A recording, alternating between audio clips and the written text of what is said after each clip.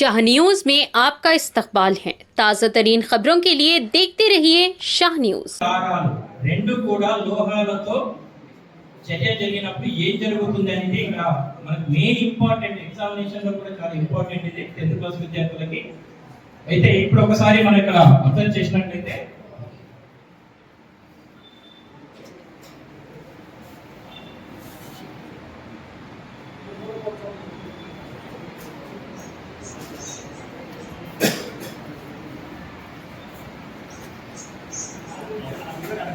Okay, ఇక్కడ ఒకసారి observe చేయండి పిల్లలు.